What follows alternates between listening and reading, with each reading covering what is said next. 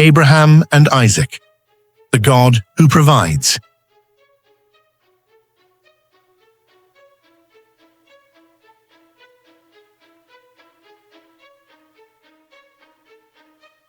The sky is still dim as Abraham lifts his eyes toward the distant mountains.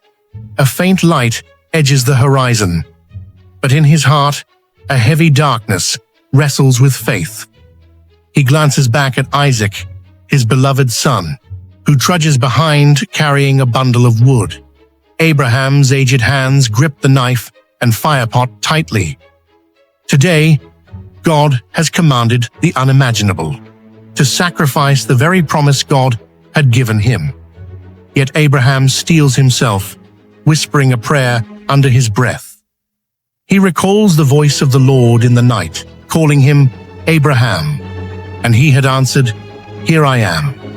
God's command echoed in his mind. "Take your son, your only son Isaac, whom you love, and offer him as a burnt offering on a mountain I will show you."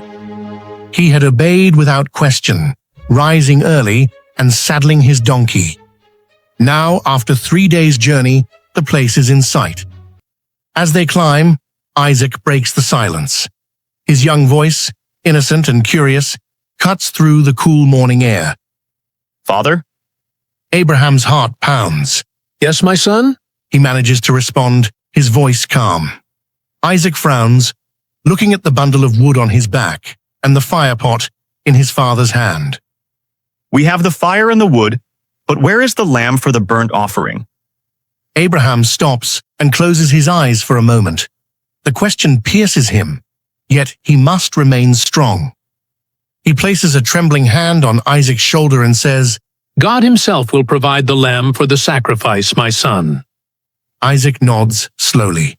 Together, they continue up the mountain path, the wind whispering through the shrubs, as if heaven listens in suspense.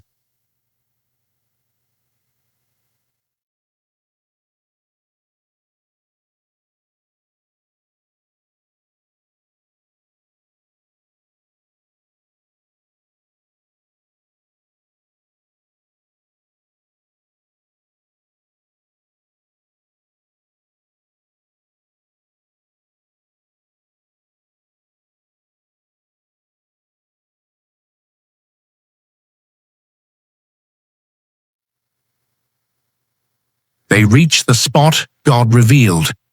Abraham begins to build an altar, stone by stone, atop the mountain. With each rock he stacks, memories flash through his mind. The long-awaited promise of a son. The laughter of Sarah when Isaac was born. The stars in the sky symbolizing his descendants.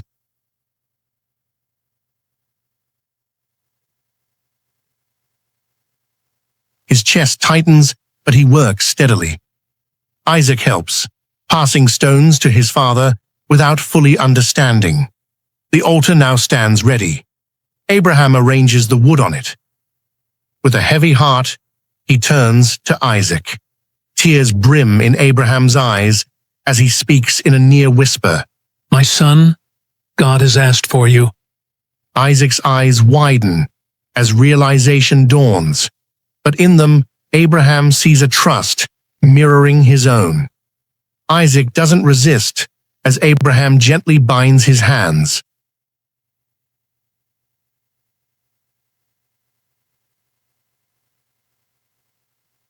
The boy's faith in his father and in God is extraordinary. He too must believe that somehow this is not the end. Abraham lays Isaac upon the wooden altar. A hush falls. Even the wind stops. Abraham's breaths are ragged, his face lined with anguish and absolute obedience. He raises the knife upward. His hand quivers as time seems to slow.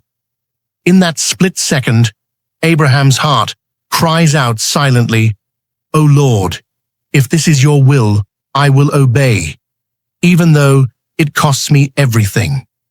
He grips the knife, muscles tense. Suddenly, a voice thunders from heaven. "Abraham! Abraham!" "Here I am," he gasps, hope and fear intermingled.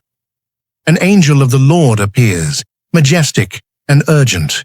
Do not lay a hand on the boy. The voice calls out, Do not harm him, for now I know that you fear God, seeing you have not withheld your son, your only son, from me.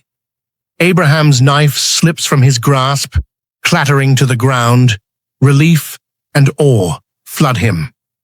He hurriedly unties Isaac's hands and helps his trembling son down from the altar. Abraham wraps his arms around Isaac, and both weep tears of overwhelming joy. Their faith was tested to the utmost, and God, in his mercy, has intervened. Suddenly, rustling in a nearby thicket, breaks the moment. Abraham and Isaac turn their heads. There, caught by its horns in a bush, is a ram, struggling to break free. Abraham's breath catches in his throat. Could this be God's provision? The substitute sacrifice? He approaches and gently frees the ram. The animal kicks at the air but is unharmed. With renewed reverence, father and son together lead the ram to the altar. Abraham's hands are steady now as he prepares the offering. Gratitude overwhelms him. The ram is placed on the wood where Isaac had lain moments before, and Abraham offers it up as a burnt offering in place of his son. Smoke rises to the sky as the fire crackles, and Abraham and Isaac bow low in worship. Jehovah Jireh, the Lord will provide. On the mount of the Lord it shall be provided.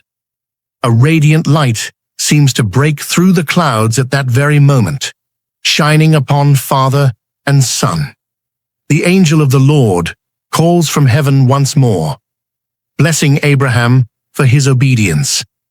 I swear by myself, declares the Lord, that because you have done this and have not withheld your only son, I will surely bless you. And through your offspring, all nations on earth will be blessed, because you have obeyed me. And so, in Abraham's ultimate test of faith, we see a portrait of unwavering trust and divine mercy. What was impossible for man, God himself accomplished. On that day, God provided a ram in place of Isaac, a promise that he is Jehovah Jireh, our provider. Abraham's faith became sight on Mount Moriah, and the legacy of that faith inspires us even now.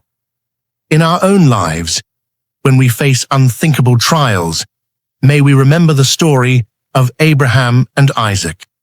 The same God who provided on the mountain is the God who provides for us today. He often meets us at the very point of surrender. When we trust him with everything, even our most prized promises, we discover that God's provision is always on time, and his goodness knows no bounds.